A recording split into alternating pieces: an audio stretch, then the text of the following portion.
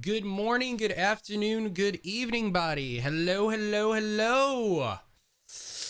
Hello. What is up, world? And Frank, hope everybody doing well. Happy Saturday. My name is, of course, Nighthawk.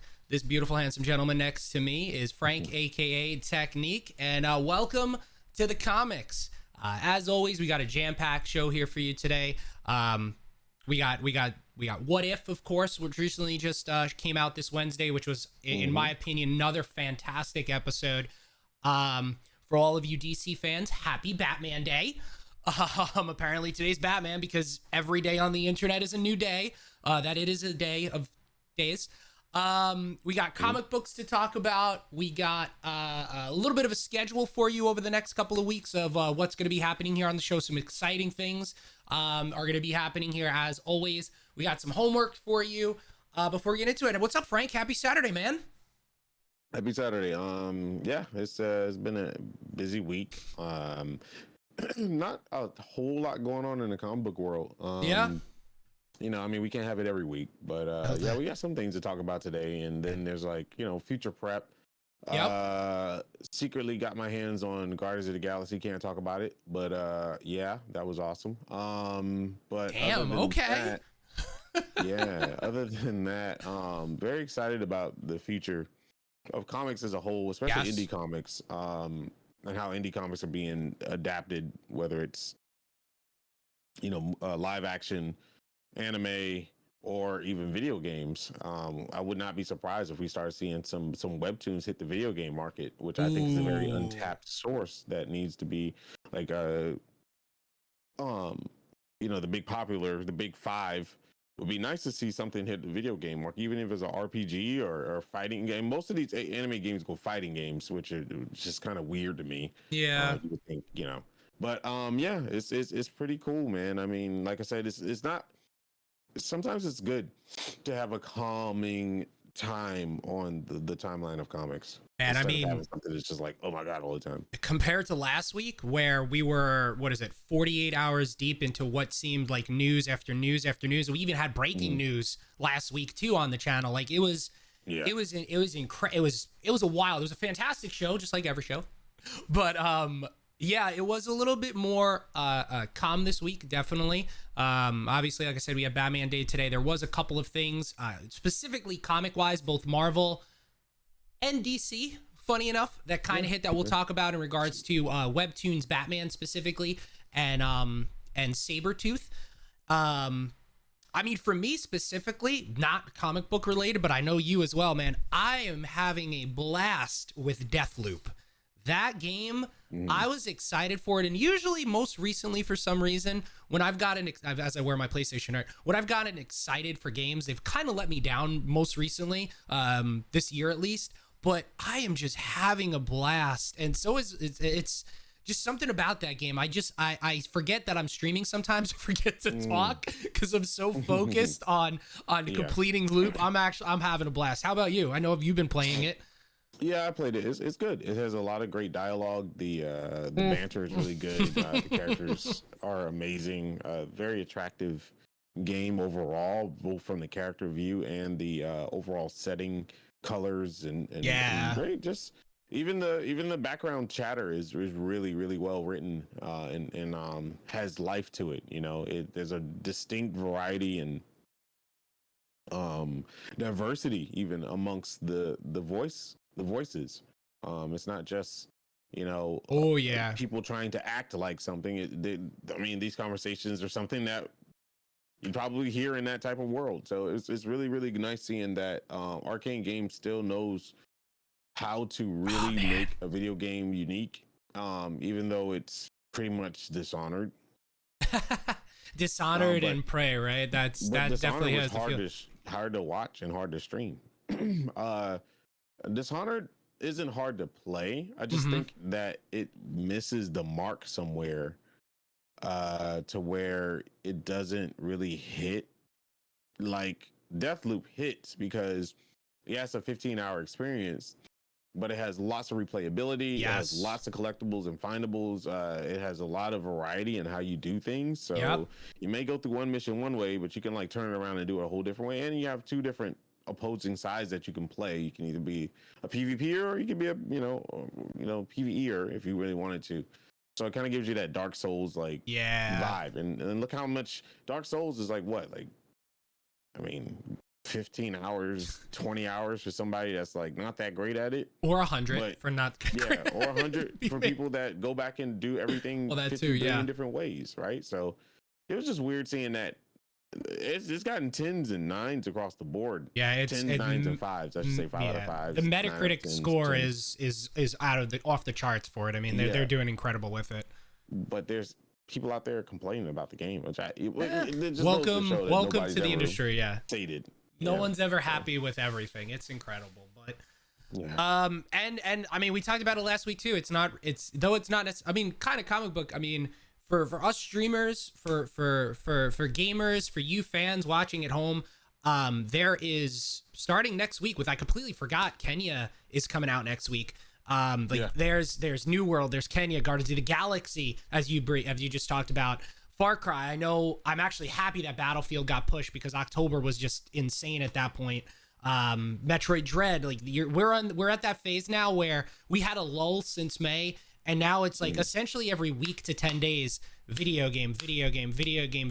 So it's a New World, know of, right? New World, putting in the sneaks like Origami 2 came out Friday, and that game is badass. Like, it's literally Tenchu lovers. That game is 100% modern day Tenchu. Like, it's really good. And I heard that David Leon, the CEO, literally told me, because I was afraid during the interview. Familiar. I was like, should I bring up another game? You know, but I was just like, dude, this is like Tenchu for me. He was like, oh, yes. I was like, okay, that's great. dope. Like, you know, so that's always nice to have. And then you have all these other sleeper hits that are going to start showing up. There's some survival multiplayer kind of action games coming up soon that are just kind of under the radar. There's an Icarus that's under the radar that people are kind of keeping their eye on, which I personally didn't really have a good time with it because it felt flat. But then again, they added some big updates, and you got like No Man's Sky that just threw out like one of the biggest updates ever. That's killing it right now. So it's like, yeah, you have to worry about these releases, but then you got to worry about like everything else doing updates and like like patches, DLCs, yada yada. You're gonna be diving into New World knee deep in 10 days. You have Final Fantasy 14 coming out with their big expansion. When is it? Is it November? Is November 19th for pre-orders to 29th for non-pre-orders. So there you go. I mean, how between those two games, like I don't know how like I'm variety, right? But you're variety, but you go knee deep, especially into those MMOs and everything. I have no idea how you guys do that. Like there's just so much to go through there. Yeah, I mean, good games. I gotta play it, dude. That's like, true. Sometimes I cover MMOs that people haven't touched in a long time to give them like kind of like an updated thought on it. Like Blade and Soul just had their UI. I mean, not UI, but they Unreal Engine 4 update. The game looks pretty, and that's about it for me. You know, it's like, the game looks pretty, but the gameplay is still stale as hell. So, but some people might like it. It's a free to play game, you know, and so it's just like, I never really come into stream and be like, oh, I don't know what to play. I know what I can play. It's just like, what can I play that keep people's interest or whatever like that? Because I love Pathfinder, you know. It's a long, drawn out game, lots of reading, lots of thinking, and that people probably just don't want to sit there and watch that, and it sucks. But you know, I'll play it offline. You know, so like Origami 2 is instant action, people like that. But yeah, the MMO thing, I mean, New World, everybody wants to play it, so the interest is going to be peaked for at least 2 weeks. I give it. Really, and then it's going to start mellowing itself out, not dropping, but mellowing out probably after a month. We hit November, and then Final Fantasy 14 comes out, and then people are just going to be all over that for 2 weeks. It's the same. It's the cycle. Same process, it's very cyclical, very cycle driven, right? Yeah, MMOs are rough. You got to keep playing them to build an audience. Like you literally just got to keep playing, and almost to the point of like, I'd say play it 4 times out of 7 days out of the week type thing to build that audience so people know. Okay, you know, I want to make sure that I watch this guy during this time, and you're gonna get those audiences that only show up when you're playing Final Fantasy only show when you play in New World, you know. Yeah. So it's a balance. Winter, yes. I think one of the greatest parts about Deathloop is the voice lines. Like I just the conversation every time you start into the new loop between Juliana and or the new section between Juliana and Colt is hilarious. I find myself cracking up every time. 23rd to the general public, and Guardians of the Galaxy isn't turn-based. I don't know what to call can't it. talk about it. No. So we've seen it from the trailer. I don't know what to call it. You're playing I will tell through you this, as based on the Star trailer, Lord. It is not based on the trailer. It is not turn based. Yeah, based on the trailer, you're playing as Star Lord, but you control certain actions of each character. What looks like to be the D-pad. You could tell Drax to go attack or do like multi attacks, or Rocket Raccoon or things like that. And the playability based on the gameplay trailer that was shown at, was it E3 or Square Enix's? I forget which one they announced it and shown it at. It was big. It was E3. Square Enix Yeah, showcase. they you know, there's certain parts of the game. Like the big piece was you threw Rocket Raccoon across, or you didn't have to. You could do something else, and it brings up different voice lines and it takes you into a different direction of the game. So there is replayability on it in regards to your actions as well. So it's, for as much as we know, I don't think we still know a lot about it, which is kind of cool. And the game comes out in about a month. And you look at that and you look at Marvel Avengers, you can tell it's a Square Enix game because they have very similar graphics and the way things run through. And I know you can't say anything about it, but I'll say this: the I'm game excited. is fucking awesome. I'll just say that it's awesome. Yeah, that's a great one, new nerd. That's a great one, new They did a nerd. very good job with the game. I won't go into details, but the graphics look absolutely phenomenal. I was actually blown away. But yeah, that game's gonna do fine. Good. That's awesome to hear. That's a I wouldn't late. feel like that. That's all I'm really gonna say about it. Good, man. I'll have some stuff for you guys. We'll show it here on Commix when the embargo drops for me to be able to do that stuff. But other than that, I was like, whoa. I'll put it to you like this: I had to stop doing what I was doing because I was going over my time limit. Gotcha. Yeah, it was. That's how they played it out. I gotcha. Yeah, man, that shit is oof. Anyway, I'm excited to see more about it, and that's what it seems like, at least from the outside looking in, new nerd. That's what it seems like. It seems very God of War with the boy, but we'll see it. I know Frank's biting his lips. He wants to say something, but he can't. So we're just gonna stop it there. But that's a good thing. Right now, I'm thinking to myself, that's a can good I thing. say stuff? Was it just me not showing the gameplay? Like, we don't want to get you in trouble, my man. I'm gonna play it safe. So then, with that being said, like you said, usually we talk about comics and everything, which we did, some news and rumors, but we're gonna get back into it right now because we did have a brand new episode of What If this past Wednesday. We also had a brand new episode of Titans as well. We're gonna talk about What If now because it was an interesting episode. Spoiler alert, if you didn't watch it, we are going to be talking about it. We're going to try not to go deep into it, but we are going to have a conversation about it now. It was episode 6, I believe. Yeah. So we still have 4 more episodes after this until the season, because we know they're getting a second season of it comes out sometime, preferably next year, I guess.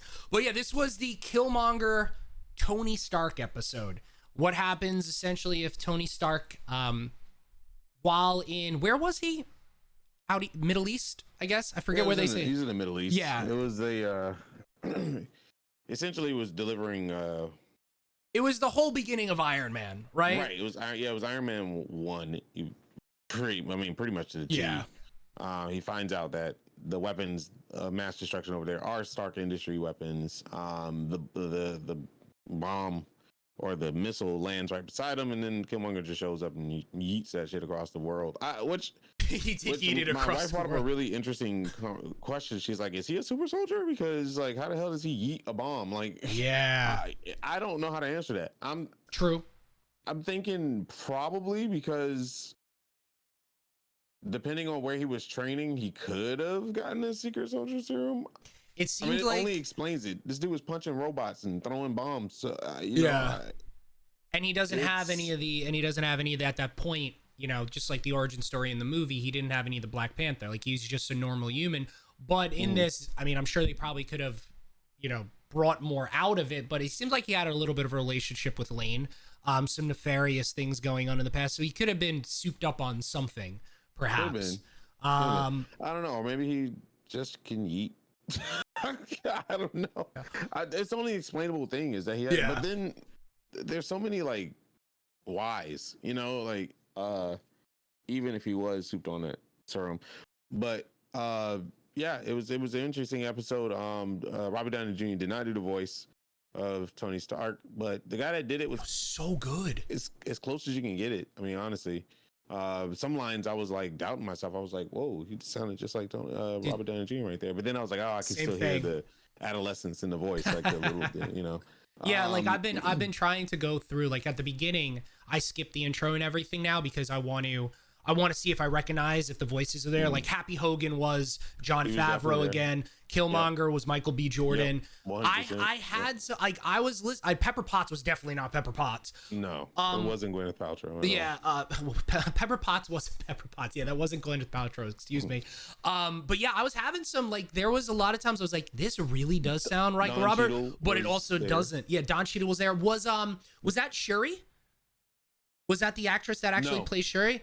Good, because she did sound off, but she's the Shuri from Avengers, the game, the video game. Oh, that's cool that they used her for that. I like actually, that. She's not. Never mind. She plays somebody else in the Marvel. She's in the Marvel. She did Teen Titans. That's what she's done before. I forgot who she plays in Teen. Might be Star, whatever. Oh, Starfire. I could see that. I heard the inflections on that. Okay, but yeah, one cool piece before we go into it a little further. I like how Gundam is apparently now MCU lore canon, based on that one statement. That was a Michael B. Jordan. I don't know. 100%. I love that. That was awesome though. That was what is it? Michael B. Jordan is one of the biggest anime heads in the business, and when he said that, I was like, that. Yep. That's him. Like that was 100% something that he wanted. I'm pretty sure they were like, if you were to design the object of mass destruction, what would it be? He was like, Gundam. Like I can literally hear him saying it. And the line, what I like anime, that's definitely a Michael B. Jordan statement. That wasn't something written by them, which is dope. What I love that Marvel does that. Yeah, absolutely. Like you can, it's like. We said this last week too. It's so awesome seeing all these characters return. Like, what was the his wife's name? The king. Oh my god, what's his name? Because she came back for that role too. Like, even seeing things like that, her coming back. She's Angela Bassett. Angela Bassett came back. Like, that was cool. Like seeing all these massive AAA actors and actresses coming back to reprise or just do a different take on their roles in the Marvel universe. Like that's Inyami. That's incredible. That's incredible. So two things. One, what was, we've gone through 6 episodes. I think me and you collectively felt like episode 3 kind of didn't hit the mark with us, but every other one we loved. I still feel that What way. do you think about this episode? Is this up there in the tops? Was this really good? A 2-piece episode. I feel like they ended the shit out of this episode. They were just like, right? Cut. It's time. Cut. All right. I was just like, what the hell, dude? Like, can we get more? So I'm thinking we're gonna see more. I don't think this is the end of Killmonger. I feel like they're gonna end up either showing it again this season or show it next season. That would be cool. There's no way, and I have a 1000% feeling that Killmonger is coming back to the MCU live action. Just because he's been resurrected in the comic books like 1 billion times, and on top of that, Bast is not the only god, in Wakanda. So there could be a linking between a lot of things going on with that. Well, I did like that also little White Wolf being a part of that, which I'll get into a little bit later. White Wolf being in the MCU is twisted. It's not supposed to be Bucky. In the actual Marvel universe, it's supposed to be some kid that lost his parents that T'Chaka took on as his son before even T'Challa was born. Okay. And this is a Caucasian kid that grew up at, I think, the age of 6 and grew up under T'Chaka and was trained by T'Chaka. But when T'Chaka had his own son, T'Challa, who was born and killed the birth killed Naomi, which is his wife. and then T'Chaka got another wife later on. T'Challa became Black Panther, and of course, Hunter is his name that he gives him. He That's a cool name. didn't like it, and big feud, and that guy became the overall general of the war. I think they call it Dogs of War, which are the planted spies planted throughout the U.S. and the world. So that whole thing, I'm pretty sure we're going to see Bucky turn into White Wolf later on in the MCU. Planting the seeds. Killmonger might come back. I don't know how what he will be when he comes back, but I have a strong feeling that what if Killmonger, if Kevin Feige does what he said he's going to do, we're going to see Michael B. Jordan back in the MCU. Because first of all, Michael B. Jordan is too strong of an actor to not bring back. So good. So that was very interesting. But overall, the show was really good.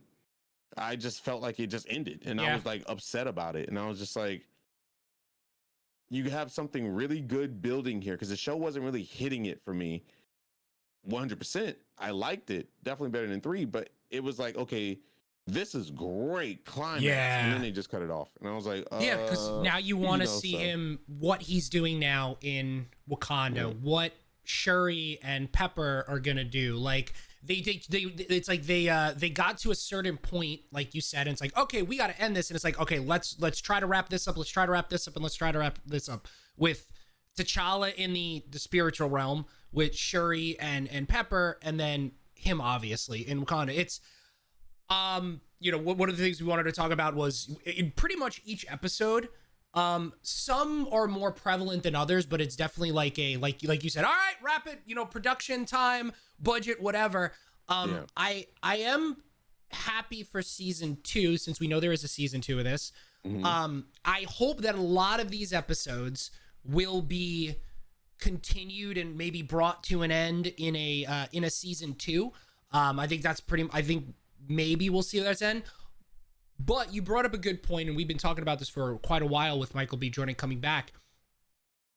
Because we have the loophole now of the multiverse, do you think the next time we see Michael B. Jordan Killmonger, assuming that we will see him on the big screen or on Disney Plus as live action, do you believe it's going to be the Killmonger we saw in the original MCU or in this Marvel What If MCU?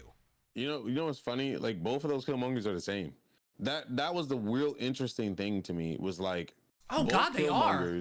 Yeah, literally had the exact same, like, and I think the fun message of that is some people, no matter what universe they are, is just going to be the same. That was the other question I wanted to ask you. Yeah. Were you, I kind of came out of that as you saw Doctor Strange, you saw Star-Lord, you saw Hank Pym in 2, really. You've seen real big changes with them. Killmonger was essentially the same. Were you okay with that, or would you wanted to see him kind of like turn and be the good guy per se, or maybe even not in a good guy, kind of like how we talk about like an anti-hero, right? Like where were you on that? Honestly, I feel like Killmonger didn't have enough time to develop as a character. We liked him because his mission, his thought is kind of like Thanos. He had the right idea. Like, he wasn't wrong, but the way he was going about the solution wasn't right. And with fine tuning and a father to teach him the correct ways, he could have probably been a lot better. And I don't think he would have been as lawful as T'Challa, but I think he would have been on more of the side of Wakanda and not trying to be an overall racking power, because the things that he fought for was against corruptness, though he was corrupted himself. He was corrupted by the idea of stopping corruption. And that was kind of the message that T'Challa gave him in the spirit realm, was like, the stuff that haunts you will not only haunt you in real life, but it will haunt you here, type thing. And another thing, T'Challa sounded so sick. Absolutely. He sounded sick in it. It like broke my heart. He tried, man. He did a great job, obviously. But anyway, long story short, I just think that it just goes to show you the death of a father can really do things. Like when T'Challa lost his father, he was on that path. And I think that was the whole talk where the sunset was. between T'Challa and Killmonger in Black Panther, the movie. Yep. Because he was like, I went down that path of darkness. I was there. I understand where you coming from. You know, he lost his father, and he was going out there. He didn't have nothing but vengeance in his eyes. Same thing with Killmonger, and then for T'Challa to find out that he's been lied to all his life. Yep. You know, and being caught in the middle of it. So it's like, it was interesting seeing T'Chaka alive and how things would have worked out with T'Chaka being the king still. Shuri seemed younger in this universe. She did seem younger because she was also in another episode of What If, right? Yeah. Oh, she was in the she was in the T'Challa episode, the second. Like she was a little bit older. Older. Yeah. So that was interesting, but at the same time understandable. That followed the comics more. So it was interesting how like a lot of elements of Wakanda followed the comics, with Naomi being on the front line as general, not Okoye. Yeah. You know, Okoye is just another soldier. And did they bring up, because one of the main pieces was T'Challa's father killing Killmonger's father, the uncle. Like, did they bring that up, or did I miss that? It was you just had to know that. Okay. You just had to know it. Okay. Because that same interaction was happening. It's just that T'Chaka was there. And Killmonger, I believe, wanted to destroy Wakanda at first to revenge, but then realized that with vibranium and Wakanda being the most powerful nation, so to speak, or city of people, then he can do more from this angle. So it's like his idea got tweaked as it going along. He's pulling the pure super villain there. Like he's everyone is his pawns, and instead of like eliminating them right in front of them, he's going through and going through and going through. Yeah. Stop hitting the microphone, Matt. There, and I keep bringing this up, and it's a race thing. It's like a lot of times depicted in comic books and animes and stories and MMOs and stuff, or even like TTRPGs. African Americans and Black people in general are known as savages. Yeah. They depict them as I hate to say it, but yeah, you're absolutely right. Go back in Unfortunately, history where people used to take the biggest and brawliest Africans and make them Mandingo warriors, right? Yeah. And they fight each other to the death for money out of the pleasure of the slave owner masters. It's always been that kind of like tutelage going down. It just got watered down. But I really love how Marvel really paid homage to Killmonger and really made him super intelligent. And he played that suit of ignorance to these people of non-color, so to speak, to the point of, I'm just a soldier, a tool, a weapon, but he was so much more. Yeah. He flipped the story and played them as his pawns while acting as a pawn in itself, and ended up almost tricking one of the smartest men in the business, right? So it's just like Tony Stark has the knack of knowing things, finding things out. Yep. But Killmonger has the knack of covering his steps and thinking 14 steps ahead instead of 2 or 3.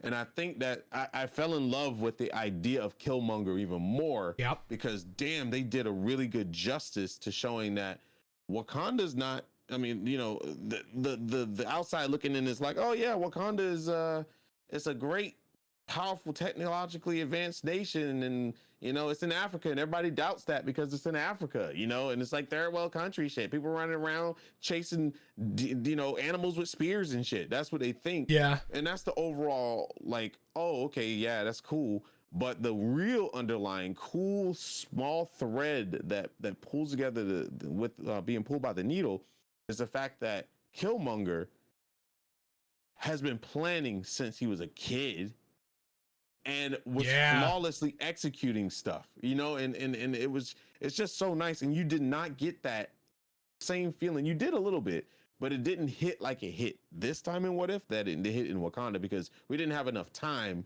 for it to hit. We only had 2 hours and 30 minutes of that movie, and it was mostly about T'Challa. So I just think stuff like that, like showing that Marvel has grown. Yep. You know, in an instance where Stan Lee got fired Tom McFarlane for making Spider-Man black, you know, from that point all the way to where we are now.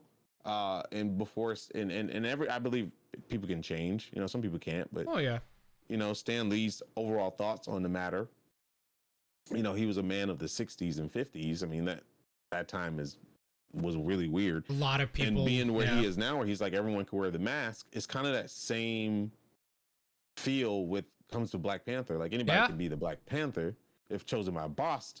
But what makes you spiritually tapped versus your strength and bruteness, So it was a really cool episode to digest and to break apart. I just wish it was longer. Yeah. And I really hope, and I'm pretty certain, I really hope Wakanda Forever is 3 hours at least. And it's definitely not going to be an hour and a half like Venom and Carnage. No. Getting longer and longer. I really hope it's definitely more towards that 2:30, 3 hour marker, because there's just, especially if we're going to be in Wakanda for a long time and have to deal with T'Challa in some facet. With all the directors in Marvel, especially Ryan Coogler, who did Black Panther 1 and now Black Panther 2, Wakanda Forever. I have all the faith in the world that whatever we see next year is going to be out of this world. Yeah. It's funny because he even said in an interview, people were like, they were like, "Are you surprised?" The question wasn't, "Are you surprised that you did so well?" It was like, "What do you think the news and media, how did they feel about it or whatever?" I remember him saying something like, he's from Oakland, right? So people from Oakland talk like this, Yeah. They do a lot of that, and a lot of people don't expect when people hear articulation, they are like, "Oh, you're very well spoken. You speak well. You must be some sort of intelligent." That's not necessarily the case. You can speak like how the hell you want to speak. But at the end of the day, you could be a genius. And Ryan Coogler has always did hits. From his first movie to now, it's just that people are now starting seeing him. And I love the fact that he stays true to who he is. Yep. He'll go on stage with his suit and some Air Ones, it's just really nice to see that. And Michael B. Jordan is the same way. And like Denzel Washington, who people say is articulate. I mean, the man has always been smart. The man has always spoke clear. He feels the same way. So it's like, I'm pretty sure he's going to go ham with Wakanda Forever. And the fact that this man goes out to Africa and spends time with different tribes, researches stuff, and really dives in, and then learns and has a spiritual awakening himself for being there, so to speak. Because I'll never forget when he said that he went with a tribe there. Him and Chadwick Boseman and a couple of his crew, they climbed this hillside mountain. Wow. And he was like, at the top of the mountain, they had like this thing that was wrapped up, and it was in like these really beautiful garbs. And he was really surprised when he got up to the top and they unwrapped it. And he was like, looking at it, was a watermelon. And he was just like, why is this watermelon wrapped in these garbs? And they were like, watermelon is the perfect fruit. So you cherish it, you treat it well. And they were like, what do you mean? They would say, not only does it fill you up, it quenches your thirst. Like the elements that's inside the watermelon does more than just taste good, at the end of the day. So he was explaining that. He was like, damn, never thought about that. Then he said that after they were done with that, they went to a house party, so to speak, a get together. And he was like, man, at that point in time, you always separate yourself with another country, right? You say that things are different. But he said the women were in one room preparing the food. The men was having fun doing stuff on this side of the room. It was a cookout, and he was like, dude, I'm home because this is literally what we did back at home. So I think that level of understanding really big. That's why representation is so important in director roles, right? Because I'm pretty sure Shang-Chi had similar experiences where, Michelle Yeoh, who's, she's a goddess in the film world. I'm pretty sure she brought so much in, like, just seeing like these young kids getting a first chance at being in such a big blockbuster hit that just love martial arts and they're following like the martial arts forever. And they're seeing their culture being expanded upon. That's got to be a crazy feel, man. So yeah, and you talk about Michelle Yeoh, but the fight choreographer, the main fight choreographer, I believe it was. I don't remember if he passed during filming or if he passed after filming before the movie release, but he was on Jackie Chan's staff for like ever, his fight choreographer. So I know the connection there for with a lot of people as well, not only with Michelle Yeoh, but with getting these fight scenes created with a legend in the industry was incredible for all Tons those of part of legends. it. Yeah. Legends. Yeah, the Mandarin, he's not big here in the States, but overseas he's massive. Mega. Yeah. He's China. He's like China's Denzel Washington, essentially. This dude is very well known, and this was his first Western film. I mean, these are like groundbreaking stuff, and like I can't stress it enough. I feel like if DC or if Image Comics, when they make Spawn or whatever, if they do tap into those realms of like getting so much representation, just such a powerful pill right now, because people are hurting from the things of the world. Like you start putting these power roles in here, success is almost guaranteed no matter what. You know, people are coming out and Mulan, you could look at Mulan, right? And like even Mulan, I don't think Mulan was the best movie at all. Yeah. But those stars being in it and having so many, they told the reason why it wasn't a hit here is because they told the Chinese version of Mulan. A lot of our versions of Disney stuff have been completely watered down or changed depending on, you know, what they think that Americans like to see. But that Mulan was the Chinese version, and we really didn't understand it. And it had its beauty in its own. It was you know how they float across the platforms, you know, the old school like wired work and stuff. That is a mythological a wuxia feel that China gives to all their dramas and their old school mythical things, and we just couldn't handle it. It was like the pure ignorance of it all. We were ignorant to the point of the fact of it, you know. So it's very interesting seeing these worlds blend, man. And I'm just really happy that Marvel, the biggest, might as well say the biggest cinematic universe in the world right now, it really is really opening doors to having these people, because you got to think about it, be like, damn, you know, is the Western audience, we have the biggest cinematic universe in the world right now. We have the biggest money makers across the whole world. Why can anybody else get their cake and eat it? Now, you mean most of our actors are British. You know, we have lots of representation across the board. People that have been in the business for a long time doing well that just never been noticed is starting to be noticed. Yeah. And now the involvement is spreading to video games, voice acting, musical scores. Yeah. It's a big deal, man. If you sung and you got your song on damn MCU, it's game on for you. It's game on for you. Yeah, that's incredible. You're absolutely right. I mean, what is it? Marvel, as of right now, puts out 3 to 4 films a year, give or take.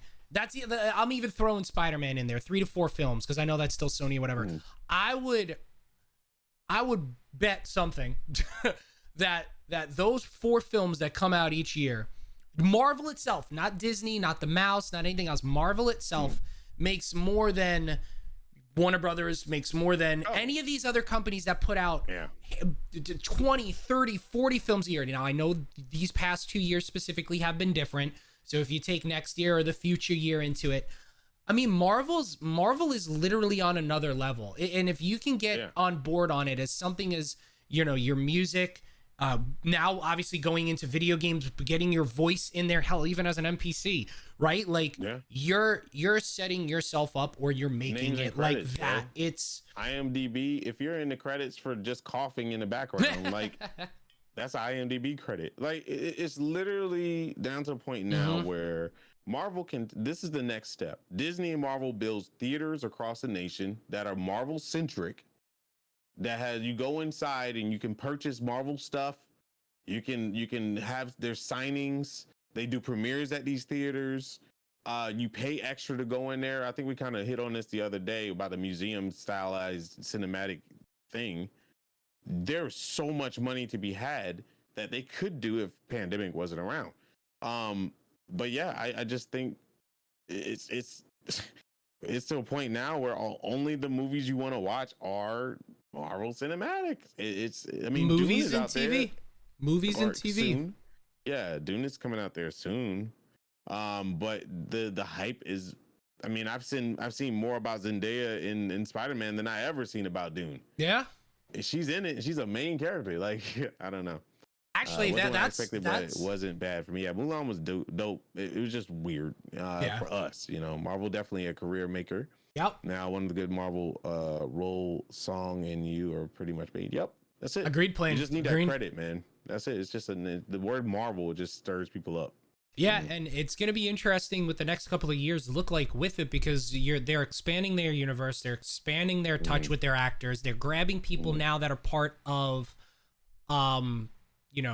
TV per Disney Plus and bringing them out there. Like Haley Steinfeld's already a big actress in a bunch of other roles before, but this is probably going to be her biggest, and it's probably going to lead into crazier things. And you've now seen Sebastian Stan, even though he's done things before Marvel, he's now hitting a stride, going on to different, like he's playing Tommy Lee in a biopic with for him and Pamela Anderson, and he's going to be rolling into bigger things as well. Anthony Mackie, the news the other day, I don't know how they're going to do this, but speaking of video game news, Anthony Mackie, Falcon, aka New Captain America, he's playing the lead actor in a Twisted Metal TV series that's coming out.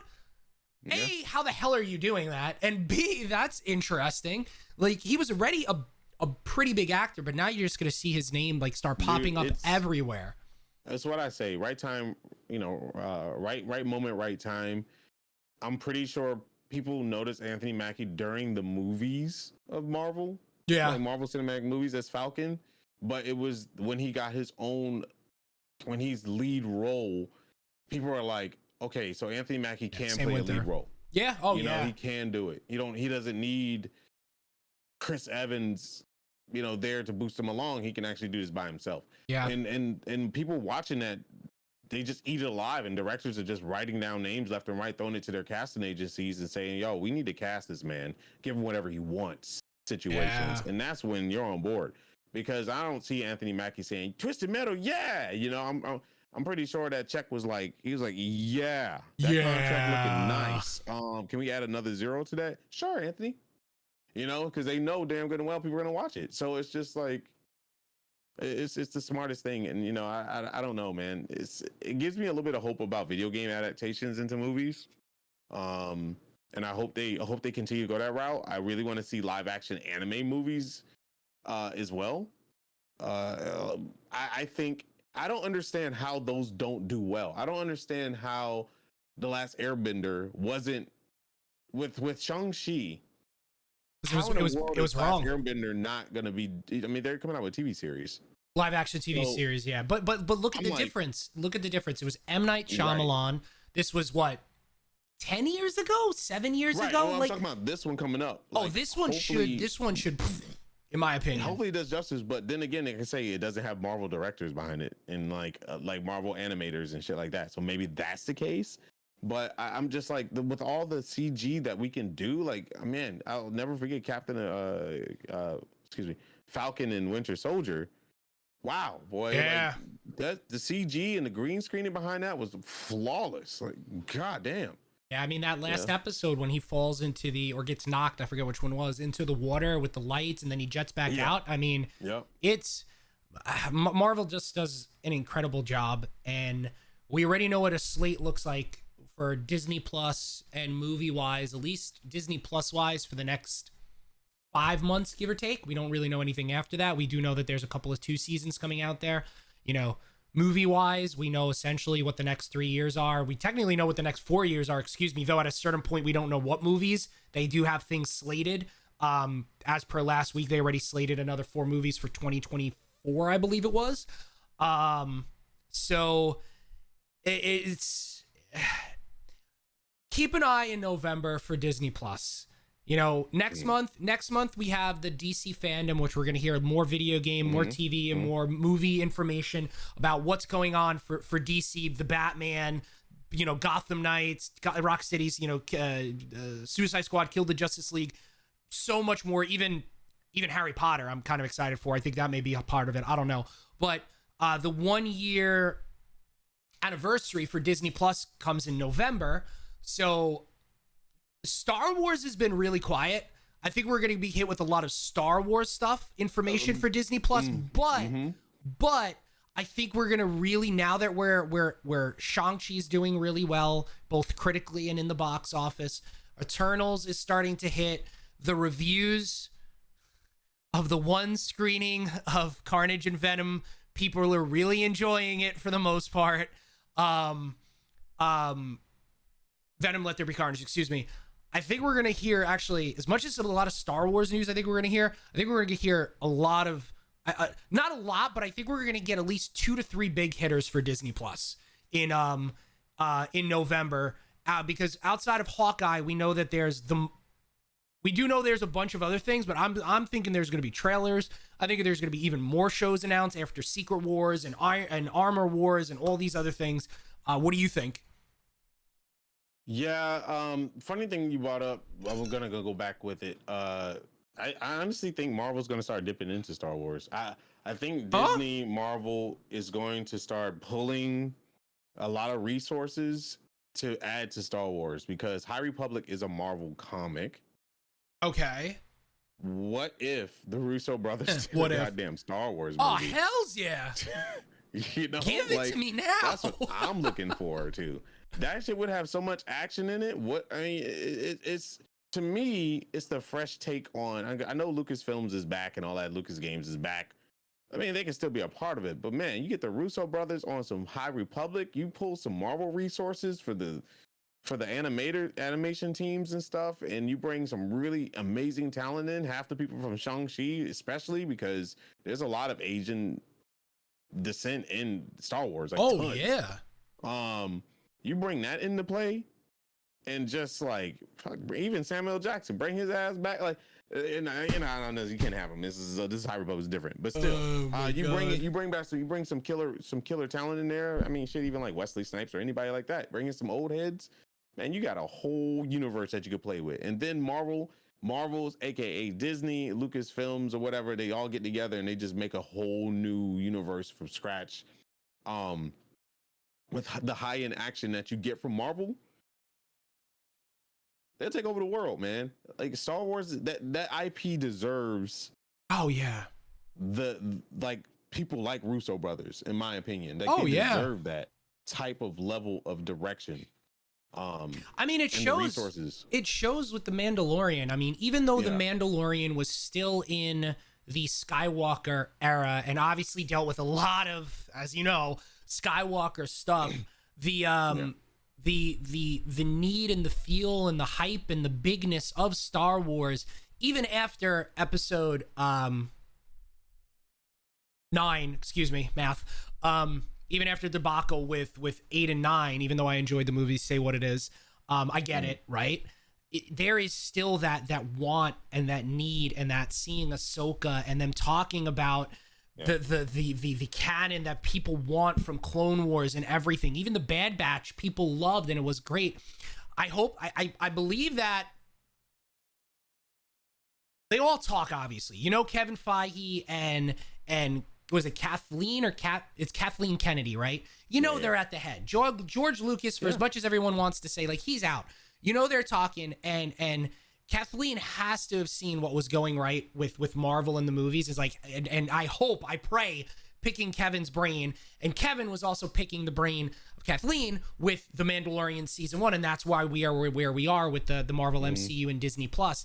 And with that, the huge success of getting out now 3 massive titles, I hope that Star Wars is seeing what Marvel is doing, and like you said, okay, I know we got Colin Trevor, I think, creating this whole new lore, you know, years and different galaxies past the Skywalker saga, but just get down, right, take the High Republic, bring it to TV, bring it to movies.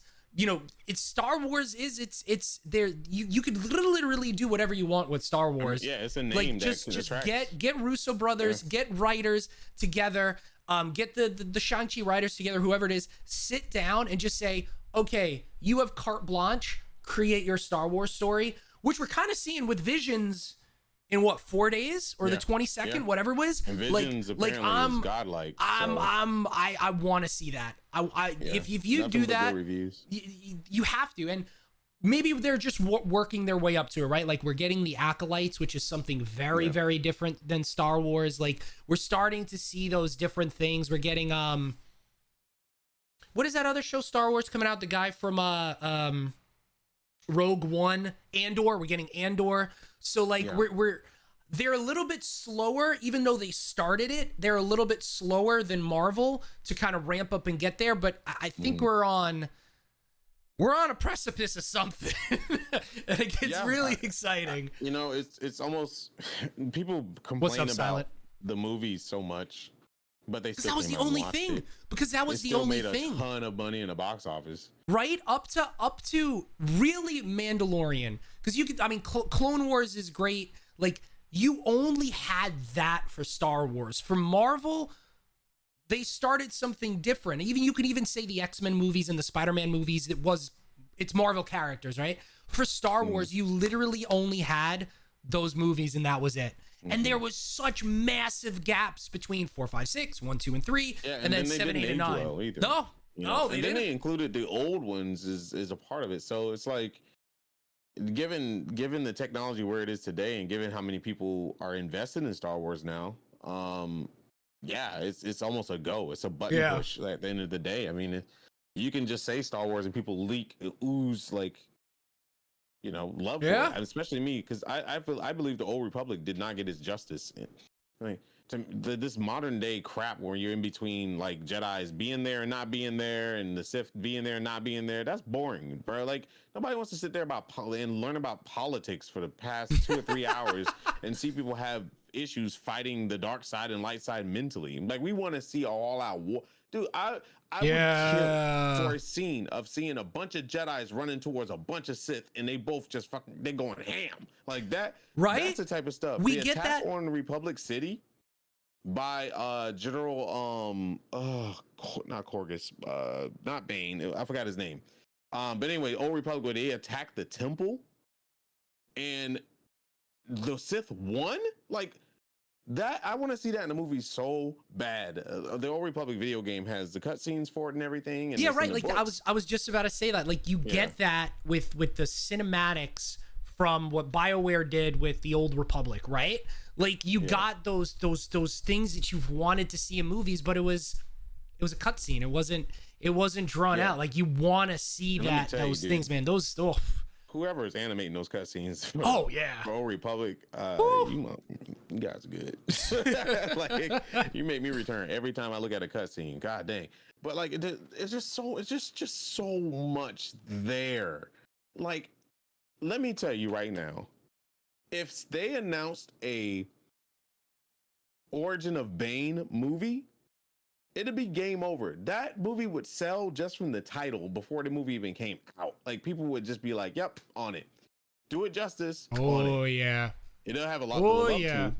But if they had a like the origin of the Sith and make it about Bane, it'd be game over. It just happened. So I hope High Republic gets its due justice. I think it will. I think High Republic won't see the light of a movie probably for another 5 years. Honestly, because it's like they kind of got to build up on the High Republic. It's still in its infancy, I feel, and people are loving the comics, but they just still got to build on that world. A year now, give or take, High Republic, or even less than that. How long is the High Republic? About a year. About a year, give or take. I mean, you got, if you talk about the planning and development of that, probably over a year now.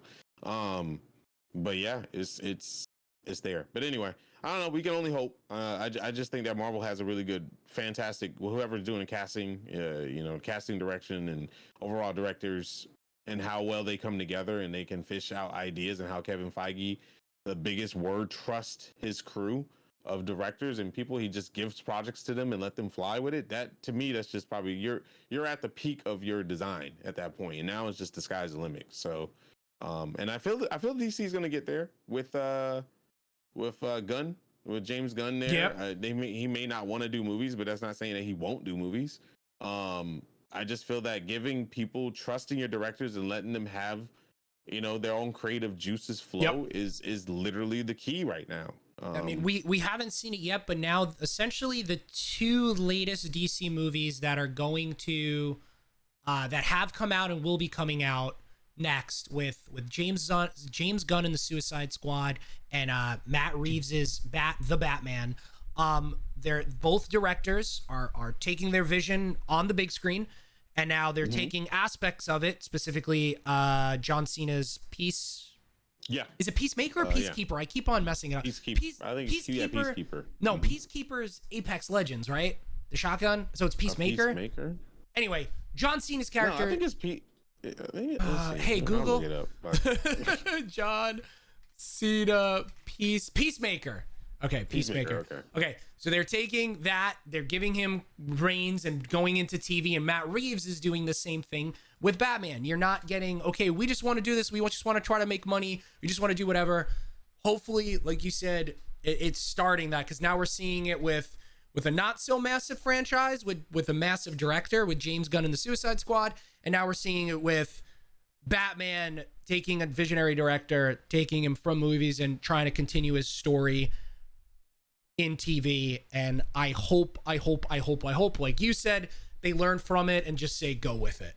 Because I think that will go a long way with not just the characters, but the fans as well. Because, every week we bash DC, but it's true. It's true. So I hope, I hope they keep going with it. Bashing to being hopeful for them. I mean, I think James Gunn really did bring a light to DC. That it's like a little spark of hope. It's not that light that's gonna light the whole dark area. It's kind of like that little match that you see. It's like a glimmer of hope. If they stay true to giving James Gunn the reins to do whatever he wants, then I think they have a very successful. Now, I'm not saying that James Gunn can do every movie. He definitely has a certain style that works with Suicide Squad specifically. I don't really see him doing a very serious dark film of like Batman, or anything like that. But we'll see. Who would I want to see James Gunn direct? I mean, I would probably say Aquaman first, but I do like James Wan's Aquaman. It's interesting to see what he's going to do with the next one, because he had the stealth suit. It looks Flash, pretty good. Bro, that's up and down, James Gunn. Like Flash is about quirky, dumb, cringy. It's like all that stuff that James Gunn does very well.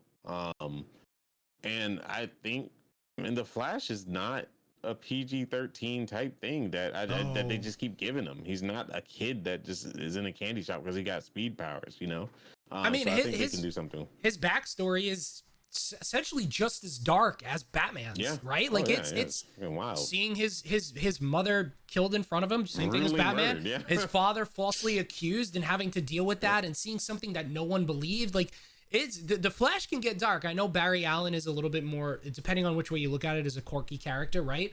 But that might just be his way to deal with. Yeah, it's just his thing, and to have James Gunn taking on it would be pretty cool. But like, I don't know, I can't think of another DC character. I probably have to go into like crazy, but because he's so good with multiple people, I'd actually love to see him bring on the Titans onto the big screen.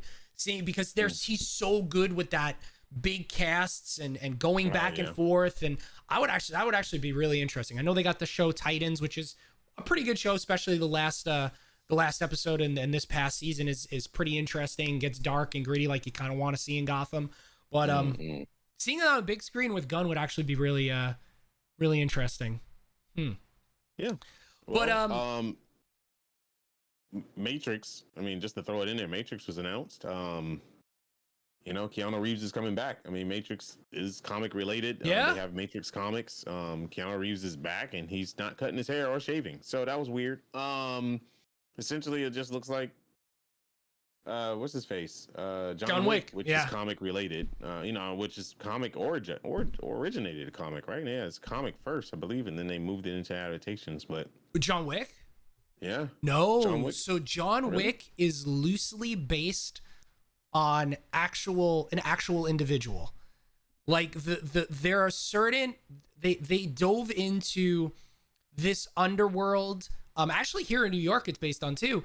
Really? There was this underworld, and like specifically the scene, remember in John Wick 1 or John Wick, whatever you want to call it, where the police officer knocks on the door. So you working again, John? that like actually happened, and they took that idea and expanded on it. Like there was that type of underwear. Like you really got to look into it. I don't know I remember looking into it when the first came out, and I read it. I was like, holy this is actually real. Not the whole movie, obviously, with the Continental and everything, but though, fun fact, after New York Comic Con I think it was 2016 or 2017, I went to it's a steak restaurant, a really fancy steak restaurant, where the Continental is kind of the outside based off of shot. And walking up to it, dude, just like the geek inside of me, I was like, I'm John Wick. I gotta wear it. So, like, it was the coolest experience ever walking into it. And then the doors open. It's a steak restaurant. I'm like, oh shit. But yeah, there is a loosely based individual world that's based on, and it's all based on the storytelling of that actually happening, where the cop knocked on this person, John Wick's door, and said, hey, you working again, John? With all this stuff happening around it, which is absolutely wild to think of. Oh, that's interesting. I always thought it was built off of like comic and story. Yeah. Oh, that's interesting. But speaking of comics, speaking of story, and speaking of DC, one of the things that we wanted to talk about this week, which we kind of talked about last week, was webtoons. Speaking of webtoons, hot off the presses the other day, actually, webtoons, I'm just going to read the header here from cbr.com. Webtoons Wayne Family Adventures, DC Wayne Batman, surpasses DC's Batman comics. DC's new webtoon series, Batman Wayne Family Adventures, accumulates more readers than Batman Detective Comics and Urban Legends combined. That's no surprise. Oh my god, it's really no man. surprise, because first of all, the writing of Batman went down the drain. Unfortunately, it just became very rinse and repeat. Also, you introduce any kind of anime elements to a story like Batman, and you have a whole different twist on it, and you have a wider audience. In webtoons, people just browse that all day versus browsing, DC Comics or even Marvel Comics all day. So that to me is like a given. Digital market is just ridiculous anyway, so that's gonna just give an overall advantage to it. But no, I heard the writing and everything was just like really good. I haven't really delved into it myself. Yeah, I mean, we talked about this last week, how big webtoons is, how many subscribers it has.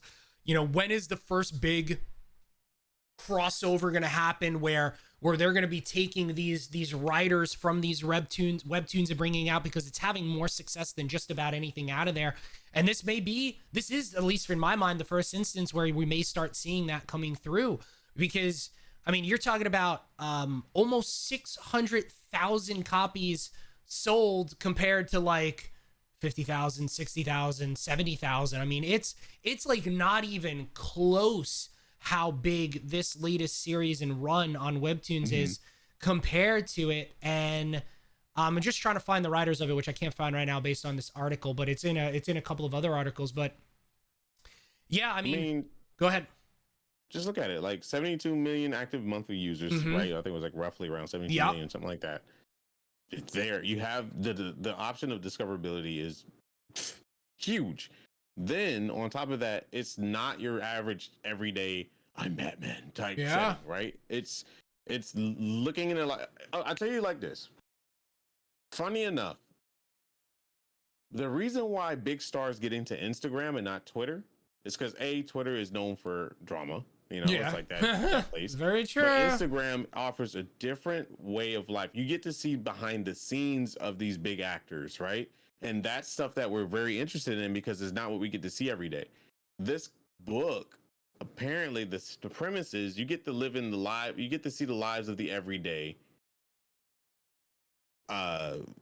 vigilante being who they are in the Wayne manner. Like, it's just like it's not that go out and punch a person to their unconscious type shit.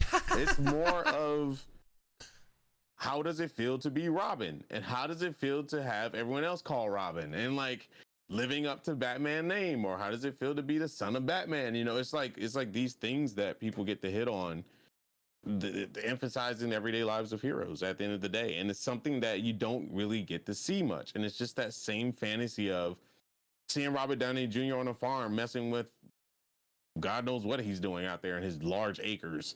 It seems like a boring statement, but it's interesting, and I think that's such an interesting way to take characters that are so ingrained and rooted, for so long, and then like uprooting them and giving them a different soil, so to speak, to lay in, and everybody's like, oh my God, I really want to know what Batgirl goes through every day as a teenager that's going through hormones, who likes older men. I don't know. Oh Jesus. So it's just an interesting focus. I think it's really cool. I don't know. Yeah, I mean, and this is a partnership that's going to last for a while, it looks like, and obviously with the success of this, obviously Batman is the biggest draw for DC. Outside of Spider-Man, obviously, this is probably the biggest superhero, most widely known superhero out there. It's going to be interesting to see what comes next. I mean, if you guys wanted to go check it out, it is called Batman Wayne Family Adventures. It's the first collaboration between DC and Webtoons. It's launched already on September 8th with 3 episodes, and it gained over 500,000 subscribers in a couple of days, where the most recent runs, this is exact quote from CBR once again, the most recent monthly reports for Batman, Detective Comics, and Urban Legends show the book selling roughly 53, 44, and 125. Like, not even close. The last time Batman title sold 500,000 units was in 2019 with Detective Comics 1,000. That's... Webtoons is here, chat. Webtoons is here. Whether it's for manga, whether it's for anime, whether it's just looking for interesting, unique stories, Webtoons is where it's at. Webtoons is where it's at. I see it. And we were talking about Damian Wayne so much and how people love Damian, but he just never gets justice. And apparently they're doing justice to Damian Wayne. You get to see that mental breakdown of him in these books, and like the dark side of Damian Wayne explained, which they never did before. They just kind of made it where he had a dad complex. Yeah. And that sucked because he was so much more than that. Think about knowing how is it to be a kid that's growing up in a League of Assassins with Ra's al Ghul as your grandfather, and being taught everything of an assassin to only come spend a weekend with your dad who's no longer with your mom. Yeah. Who tells you that killing is wrong. We have one. Watch him beat the crap out of somebody unconscious. Like, how do you live with yourself? I think the contradiction of a family. Oh my God. If there's I forget which one it is. Like, this is why I love DC animation so much more than anything else. But like, exactly what you said is what happens. Like, there's a scene in one of the DC animations, and it's a Batman Damian Wayne League of Assassins, hour and a half movie, which is fantastic. I can't remember the name, where he literally says that. He goes, like, Damian Wayne looks at him, he goes, so I can't kill, but you could beat the shit out of somebody? Yeah. Like, he goes, he says that, and I loved it. It was You're awesome. such a contradiction, Dad. Yep. And then he has to deal with the fact that Batman took on the other Robin, more as a son. Then you have to deal with that. You treat this dude more Dick as a son than you treat me? Yep. Like, man, I would love to see what's going on in his head. Yeah, that would be awesome. Why these webtoons are doing so well. Like, and that's just one character. Think about who's Nightwing? Dick Grayson. Yeah, think about Dick Grayson, how messed up he is. Oh my God. Think about Red Hood and let's just go his route. That dude is just off the mark. Webtoons, to be subscribed to a series to get new episodes, how much is it? Does it vary, or is it just like a generic price? I can look this up. Because how much are comic books nowadays? About 10 12 bucks, depending on the book. It's like $11.99, I believe, for like fresh releases, and $7.99 for releases that are over a month old, maybe. Yeah, is that digital or print? No, I'm thinking about print. Comic books are $12? Yeah, dude, it depends on the comic book, and like Spider-Man comics can range you really high, dude. Yeah. God damn. I didn't realize comic books were still that. It depends, like I said, it depends on the issue and stuff like that. Yeah, like, of course. I have spent some dollars. That's why I buy volumes, because I'm just like, I get more bang for my buck. I mean, I don't see any subscription at all. Looking on Webtoons right now for a subscription. Most of it's all this stuff is free. I think it's just readers. I think it might just be free. But you're 6 months behind. Well, I mean, if you stay in like that realm would, I guess that kind of makes sense too. If you're being cost efficient and you want to get to it, you're still getting it. You're just, yeah. Webtoon does time unlocked. Huh? Yeah. Yeah, it doesn't look like it's a subscription. So the funny thing about it is I know Oh, here's a subscription right so here. you Hold pay on. to read stuff or wait a week. Okay. Yeah. It's kind of like Crunchyroll at the end of the day. Okay, makes sense. Yeah. But I do know that these people make money though. Like the yeah. artists. But that I don't even think they get paid enough, to be honest, because like a lot goes into these episodes. Whoa. Why is that coming up on my screen? Go away.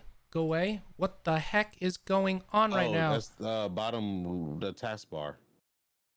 It's like your taskbar news, maybe. Sorry. That's Yeah. Why can't I get rid of it though? It's the 3 right click it at the bottom in your There we taskbar, go. and- Okay. Go away. Thank you. Sorry Okay. about that. Oh, it's back again. All right. All right, there you go. Sorry about All right. that. Nah, it pops if you hover your mouse over it, it pops up. It's annoying. Delete. Also, I mean, granted, we didn't see nothing here, but honestly, for your stream, make sure you disable that because it does show your location. Oh, that's great. Yep, that's got to go. Yay. All right. Thank you, Windows. Thank you, Microsoft. GG's. Yeah, I guess they Oh don't think my about streamers when they make God. computers anymore, or anybody. Yeah, I had a Windows update yesterday. I'm just waiting to find what's wrong. So I'm surprised everything went off without a hitch this morning for streaming with you. So yeah. 50% per issue on Webtoons. Yeah, it's really nice. I mean, I see for Right? Webtoons and like Crunchyroll and stuff like that. I don't even question. I immediately just pay for the subscription because you're getting so much for like the little bit of money that you give, and it just keeps the website alive and keeps growing. That's dope. Yeah. Well, Spider-Man, more Spider-Man news. I mean, it's nothing that's too big. I mean, Tom Holland's training really hard. He's looking great, man. He's putting on some weight. He's getting some muscle. You know, he's all about being lean and athletic, and he's doing a lot of cardio stuff. We saw like a little snippet of him boxing. Ooh, that last night, I snippet wanna say. he's a speedy guy out there, man. Damn. Yeah. He was One thing I know about popping Tom those is bags. that he's one of those guys that really want to do well. Like I think he's very hard on himself, and you could just tell even from like tricking and parkour and stuff like that. He like really goes really hard in it. That's a really good thing to have when you're young. But when he hits his 30s, I hope he slows down a little bit because I mean your bones don't work like that no more. But he's doing a really good job at keeping up. With himself and taking the roles seriously. It almost makes me feel I smile a little bit because I'm like, all right, we already know that Spider-Man is done filming. Yeah, What I are mean, you training for? right? I was just about to say that. It's like what is next right now, right? Like technically as soon as this film is over with, you're done with Marvel. Yeah, so he's just going on tour. So what do maybe you he's looking got? for tour? I don't know. I mean, Zendaya, that beautiful icon of a woman, probably keeps him active to be getting his swole on. You know, trying to keep that interest level up. I mean, I don't think Zendaya is that. You know, she's not shallow, but let's just be real. You know, I mean, you having a beautiful woman at your side and an image that goes a mile. Being Spider-Man, one of the biggest superheroes in the whole universe, so to speak. Yeah. You want to keep your image up. So I feel him on that. I honestly feel him on that. But I honestly think that there's more in the future. I'm probably in negotiations right now with Disney, Marvel, and Sony, and pretty sure they're laying it on the table right now. If Disney loves Russo brothers, Kevin Feige, pretty much everybody at the table of Marvel loves Tom Holland like their own son. They're going to take care of that guy no matter what. So I really hope Disney just coughs up billions of dollars, get Spider-Man, and just be done with it. Save us, save our universe. Because Carnage looks like shit. But did you, I mean, I brought it up briefly. So 2 things. I wouldn't be surprised if they pull a Captain America, where as soon as the movie releases, you'll hear about a contract extension or something like that, whether it's through Marvel or Sony, for him. For Tom to reprise Spider-Man for another 3 to 5 films or whatever it is. I think it's gonna come down to Tom saying, "I won't be Spider-Man if it's not with Marvel." I mean, essentially, he did that already. So it's kind of Yeah. like if he has that power, he can do it again. There was an interview, and I felt so bad for Andrew Garfield because no matter what movie this dude is in, it always goes back to Spider-Man how he got dumped. Yeah. So he was in an interview not too long ago, and they were talking about that movie he was in, the Quiet Place, I think, or something. Quiet Place 2, maybe. I can't remember what movie he's in. It's something about Quiet Silence, I think it's called, or some thriller movie he's in. And the last question of the interview was like, "Yeah, we Jimmy heard Kimmel, that Tom Holland wants to talk to you, about being Spider-Man." He was like, "Talk to me." Like, he was like, this dude's living his best life, right, as Spider-Man. Like, I got dumped. I need to talk to him. Essentially, I could just see it all in his face. He was just like, "Oh, Thomas, we talked once or twice before. He's like, he's a good chap. He's gonna do really good. He's like, I'm all for talking, but I have nothing to give him. Like, Tom, he's a bigger star than me. I mean, he's essentially like, why are we talking about this?" It was so bad for Andrew Garfield. Man. I think it was Jimmy Fallon, right? It wasn't Jimmy Kimmel. It was some other British dude. Oh, Graham Norton interviewed him. Yeah, maybe. I because there's a reason why I'm saying it was either Jimmy Kimmel or Jimmy Fallon. One of the not Jimmy Kimmel and Jimmy Fallon. Yeah, one of the two had the interview with him, and they asked him about Spider-Man. There's rumors going around, there's videos, there's pictures, yada yada yada, and he had to debunk everything. And he said, I have nothing to say. I'm not in it. It's him. He got dumped, and it's funny. Like, I went back and I was thinking about it, and I was like, he was actually a pretty good. I liked his take on Spider-Man. I didn't like his take on Peter Parker, like the emo, like, skateboard. Like, I didn't like that. But the corny kind of like. I liked him as quirky Spider-Man. Yeah. I think it was just bad writing and just too dark of. Literally, if you go back and watch the movies, it's always dark. Like Spider-Man, like the contrast and everything. It's hard to watch visually. It was like Gotham. Yeah. You know how Gotham is always gray and black and blue? Yeah. That's what it was. You can't do that with Spider-Man. Yeah. So Tobey Maguire was a good Peter Parker.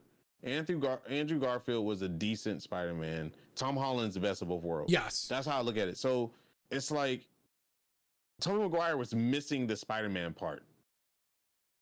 Andrew Garfield playing as Spider, it could all be the writing. But when he was fighting Lizard in the library and he was talking shit while fighting him, that was the Peter Parker that I was like, okay, this is Spider-Man that I know.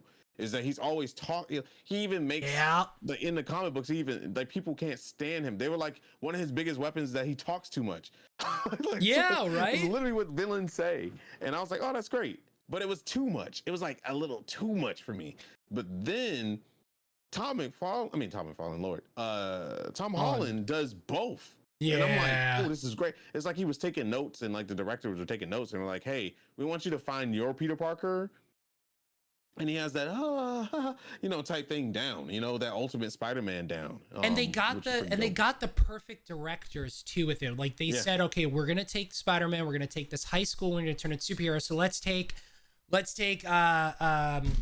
John Watts, who's known for those group movies with teenagers in high school, and put him in, and he has had brief stints with action adventure. Like it's like they've learned.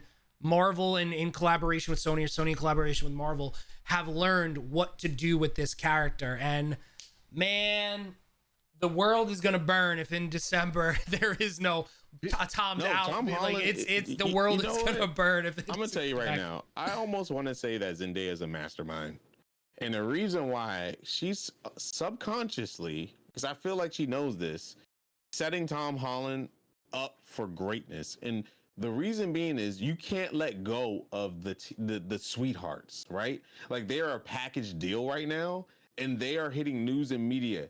If Tom Holland farts a love song for Zendaya, it's gonna be globally viral across the whole internet.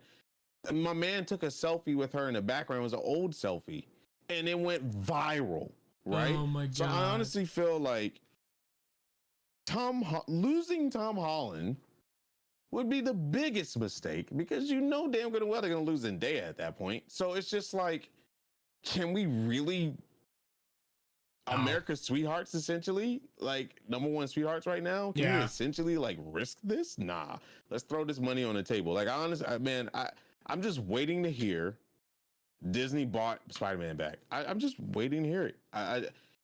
They have the money, they'll do it. I mean, there's so much coming out with all the hype with Insomniac Games got Spider-Man 2 coming out, and like all these other anything Spider-Man selling Oh, out the wazoo. I know Sony's going to try to hold on to it, but money talks. And Disney are the ones that can do it. So hopefully, they now can do I it. see. I don't think Marvel will buy Spider-Man in that universe back. I think we're more MCU likely Spider-Man. to They don't care see. about that. I think that we're more likely to see them buy Sony. Like I just because it's just They're not gonna. like There's no way they're gonna buy Sony. Because Sony they bought Fox. Yeah, but that's Fox. Sony is. You got to think the Or Sony Sony is Pictures. Japanese. Well, huh? Or Sony Pictures, like the movie format of Sony, like that Even specifically. that, I don't know. Like their slates. Sony. Because did Disney buy Fox? Like all of Fox, Yeah. or just Fox movies, like Oh, no, Fox Sony, TV yeah, and everything? They bought all of. They just bought Fox. Let's see. I'm pretty sure they just bought Fox completely. Because it's hard for me to believe that they would just they buy bought Fox Spider-Man. Totally, it's Fox TV, Fox Film, everything Fox is under the belt. But I think they're just letting Fox run whatever they want to bought run on a TV front. Fox Entertainment. I don't think they bought Fox Sports or the news channels. Yeah, they just bought Fox Okay. TV, Fox Entertainment, Films. Yeah, I'm looking it up. Yeah, because like I'm just, I don't know. It was $71 billion to buy Fox. Like that's what I'm saying. Like they could do that with Sony. They The have only money to reason, throw around. the only reason why I would say it won't go through, and it's kind of the same reason why I don't think it would go through with Warner Brothers. It's like, well, that's when you start getting into monopoly, where like the FCC is going to come in and be like, you guys are buying a lot of things now. Where's the competition coming from? Right? Like I don't think so. Spider-Man is a whole different ballgame. They own Marvel, so Spider-Man is a part of Marvel. The only reason why that Spider-Man got thrown in this anyway is because of the movies back in the day. Let's not forget that the negotiations were happening yeah. for this takeover, and Wait, for Sony the was takeover? considering it. Disney just didn't want to give Sony what they wanted money-wise. That negotiation was there. Wait, That no, was the I whole thought talks. I don't. No. I that was just around. Being partnership in the movie, it didn't have to do with Sony with Marvel, Disney I thought buying it was them Sony. buying out. Hold on, I'll look it up. But I'm And pretty Google? sure it was like, Because the only one that I remember Marvel / Disney being close to buying, but they were literally a couple of days late, was Warner Brothers / DC. And they said, the guys just said, listen, you're just a couple of days late. Like we actually almost had Marvel and DC combining if it wasn't, a couple of days earlier, the phone call. Potentially. Because from my recollection, the dispute was over box office draw and production, where Sony wanted more than Disney was willing to give, or vice versa, because of where the rights led based off of the first. oh yeah, movie. I think you're right. I think Yeah. you're right. It was the rights to the film, but funny enough, Disney almost bought out Sony at one point. I could see it. Like I could see it for sure. I mean, why not, right? But I wonder what sect of Sony they would buy out. Would it just be Sony Films? Like, I think it would be kind of like what Wood and New Nerd are saying. It would probably just be Sony Entertainment, which is films and TV, and then PlayStation. Sony Film Division. is what Sony they Film were going Division. for. There you go. Mm-hmm. I think who is it? Wood. Weirwood. If Venom 2 makes $500 million, I just missed it, billion, then Sony doesn't sell anything. I mean, it's potential. It's potential. That has nothing to do with Spider-Man though. But it's in the universe. It's not the same universe. So that it's not. It's okay. not that their Venom and stuff is not in the same universe. I mean, granted, they can tell to Tom Holland all day that, we're not going to work with Marvel anymore. We're just going to jump into this. They're not in the same MCU. I mean, the MCU is not Sony's universe of Venom. I mean, that was already. I know that they have some crossovers here and there, but it's not. They're not there, at least not yet. And I really hope to God it never goes that way, because let me tell you, Venom was not good. And people sit there and they talk about it being decent, and I'm just like, I don't know how you guys see this film as being good. It was very subpar, average at most. And this trash that they have coming out soon, people are going to see it because they want to see Venom do well, because there's Venom fans, right? Carnage. People want to see Carnage. I see. I even think Carnage is a waste of time. I even think him as a villain is just not even that great to begin with, because Carnage is super hyped up because of Venom. And like I said, Carnage had a lifeline early on in video games with Maximum Carnage and stuff like that. So we got a chance to like it. But Carnage is no Doc Ock. Oh, true. It's no Kingpin. It's just not there. It's just the name. And they don't even really do Carnage justice in the comic books either. So I don't know. I just think making it PG-13, I think they lost a lot of steam on that. Number one. And number two, the CGI, everything looks absolutely. I'm hoping that just like the first Venom trailer, that it was, because the first Venom trailer that they had for Venom 1 looked horrible.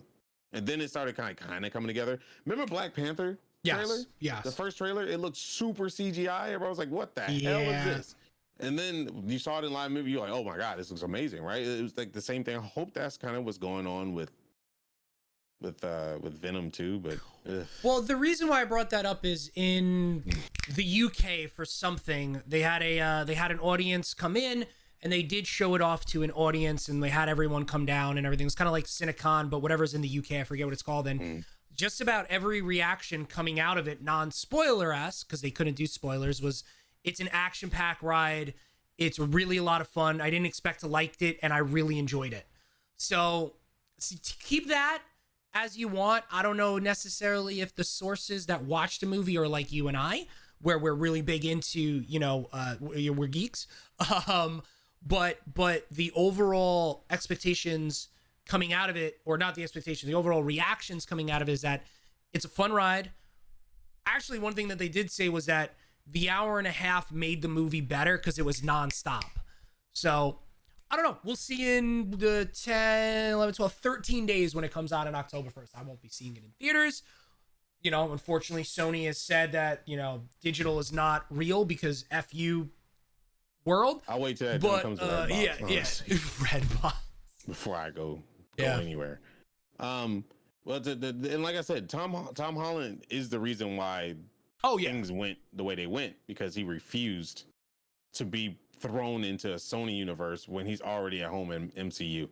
So granted, people can change, right? Money talks, I guess. I don't know. I have a strong feeling that Tom Holland's not that person, but you never know. But I really have a feeling that Tom Holland's that person that doesn't look at money and be like, I'm gonna go here because of money, and ruin my reputation. I think he's more of he cares about what people think, especially his fans, about him. Yeah. He does have Zendaya there that's probably gonna coach him into being like, yo, you don't want to you don't have to take every deal that comes your way type deal. But if he's smart, he stays in MCU. Period. That's how I would play. I would play hardball. That guy's gonna make mucho money anyway. He's so sought after right now. It doesn't matter. I mean, so we'll see. It's gonna be interesting. Now that the contract is up, essentially, his 6 films are done. So we shall see. I mean, I want to say he got 6 films and more. I don't know if he signed a separate contract for What If, or he didn't do What If. Did he? He has not been in it. He's one of the handful of actors that hasn't reprised their role in What If. So there you go. Yeah. So he did his 6 films. His contract is completed. And I don't think they're just going to let him sit in limbo without a contract. I mean, we still have Young Avengers and Champions and all that stuff to prepare for. So he's definitely a part of that. Unless they just X off Tom Holland and bring on Miles Morales, which would be even more weird, but I'll be down for it. Yeah, because if you think about it, if he's going to be this big of a character in No Way Home with the multiverse, And you they got said Doctor handing off the Strange. torch. Yeah, and you got Doctor Strange Multiverse of Madness coming out where Wanda's coming in. Secret Like Wars is coming. It's hard to believe that you're not going to see Tom Holland. Like I feel like there is a contract maybe in place already, but they're waiting.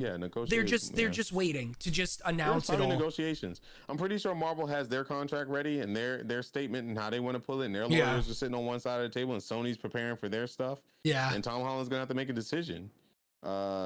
You know, and it's like, it's just stupid.